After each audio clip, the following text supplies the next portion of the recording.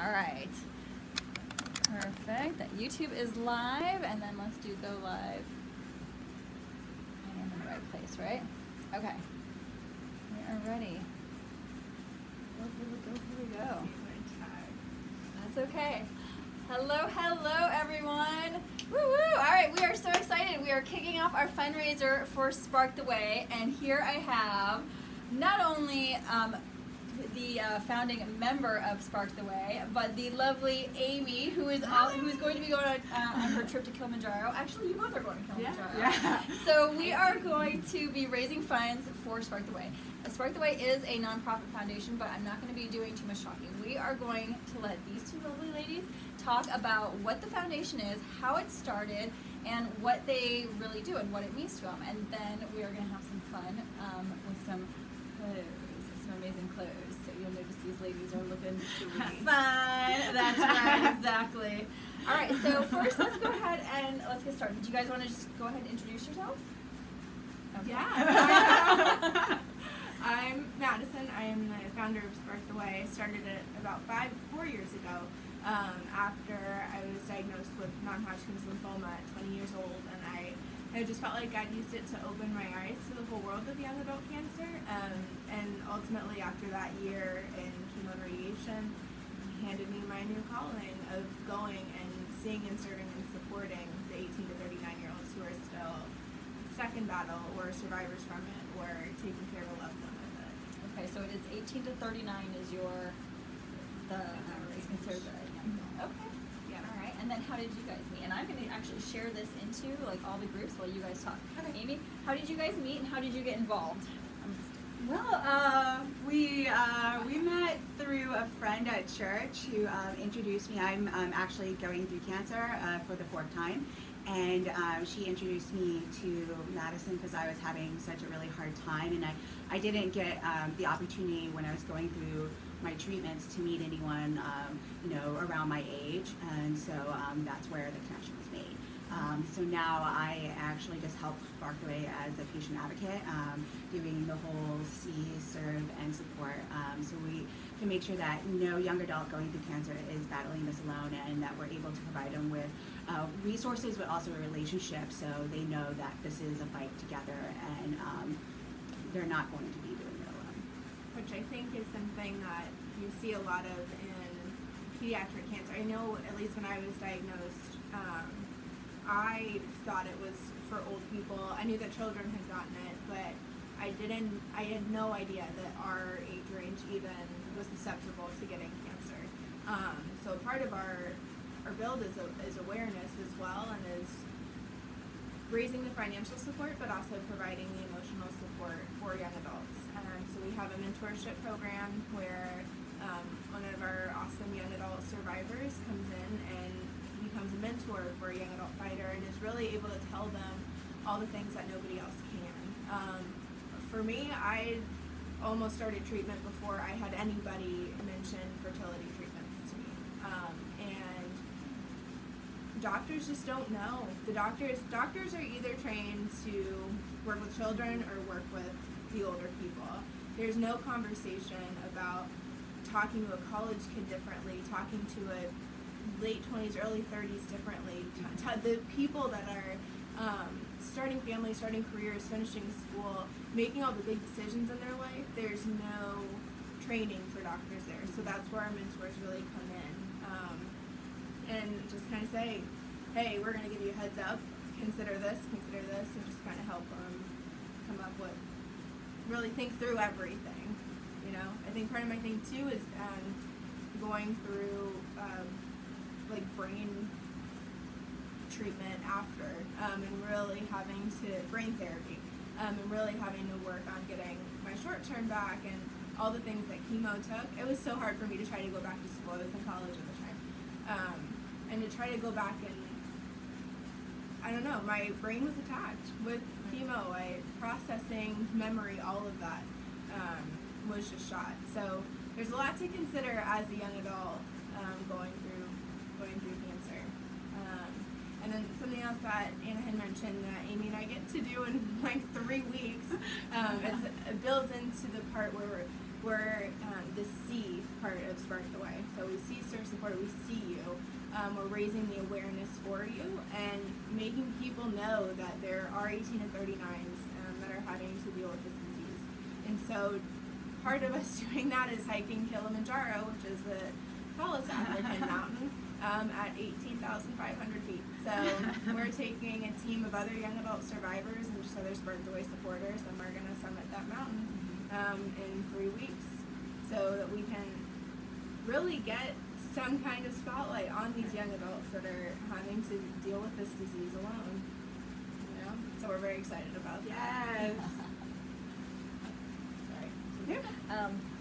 Well, and one thing I wanted to also talk about, just while we're still in this arena, is how different it is, and like what are the things that you guys dealt with being a young adult diagnosed with cancer? Because I know if you guys, like, we met at the cancer support group, and most of the people in the cancer support group are amazing, but they're a retirement age, so they don't deal with you know, having to factor like work and everything into it. So like what were some of the things that you had like a disconnect where you felt like the need for this foundation to come up? Because like that was something that I found. It's like, okay, I have to go back into the workforce. Like work was not optional. I had two toddlers, yay universe. So like there was a lot of things that, you know, we dealt with as a young adult that, you know, other people didn't. So what were some of the things that you dealt with as a young adult that was like, oh my gosh, why isn't anyone talking about this? I don't know. Was there anything like that? Yeah, I mean, for me it was the fertility thing. It was about to step into treatments where they're going to take out my eggs and nobody's telling me that I can preserve them or need to be thinking about it.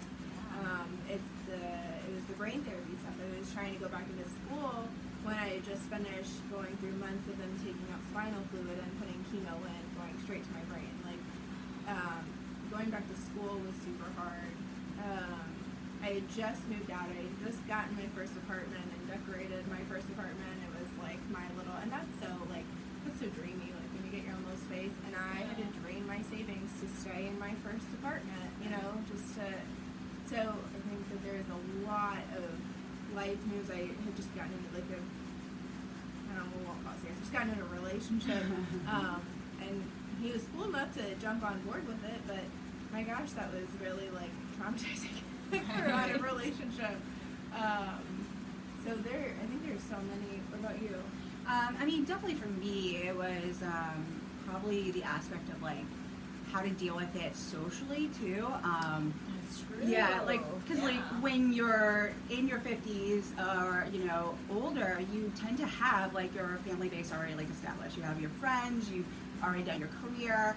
I was in a point where I was already like trying to start a career, or you know I had friends, but like when you can't hang out with them, either doing the normal things that you would normally do, say like maybe parties or going out socially, and you're just staying at home because you don't feel good.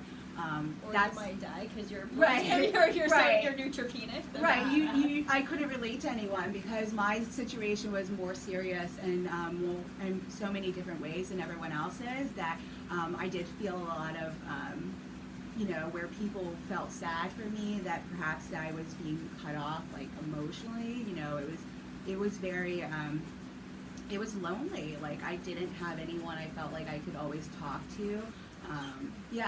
I was just, you know, I'd be sitting at my house by myself, and I wasn't like that normally. Like, you know, before cancer, I was very outgoing, and I was always with people. That to have that adjustment was hard. And then also, like with Maddie, you know, I had gotten hit tremendously by the financial aspect of it. Like I, you know, lived on my own. I'm not married. I had no additional like support. That it was extremely tough managing bills, being able to pay for treatments.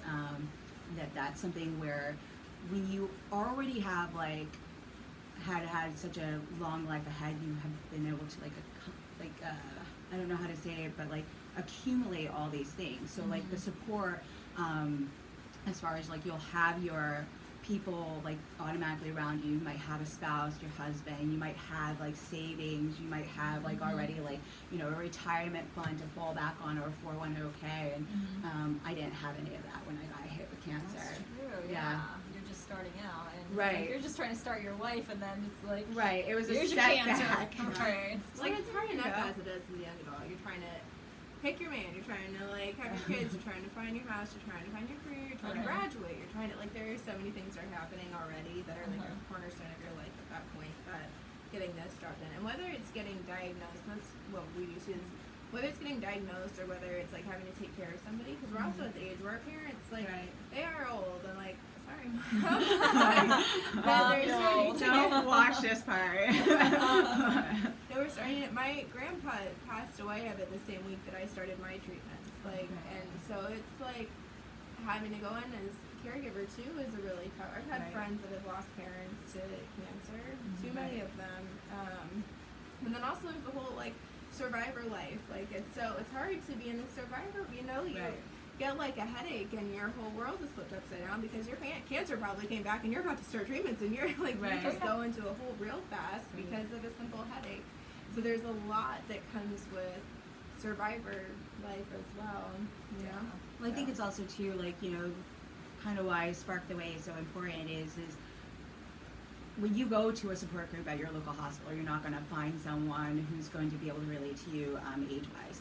And when you are going through it so young, your fear is that like you know only certain things about cancer, which is usually typically the age groups are pediatric or like, you know, 50 and plus, that you want to identify with people who are like you.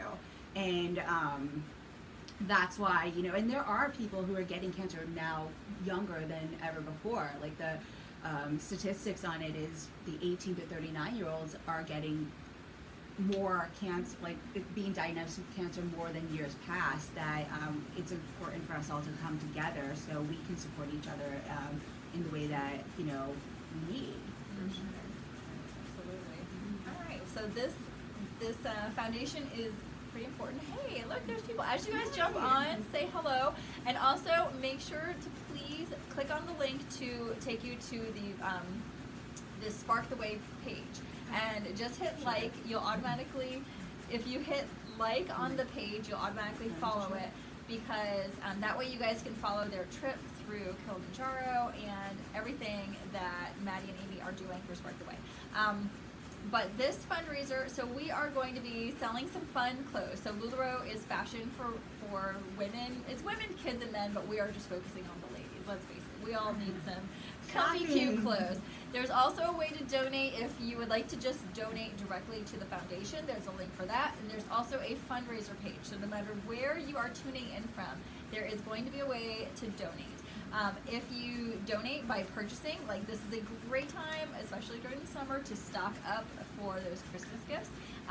So if you want to stock up by purchasing, just know that a portion of the sales from every single sale will go towards Spark the Way, and also LuLaRoe matches a portion of that. So we are going to be doing this until the end of the month. This is just our kickoff sale.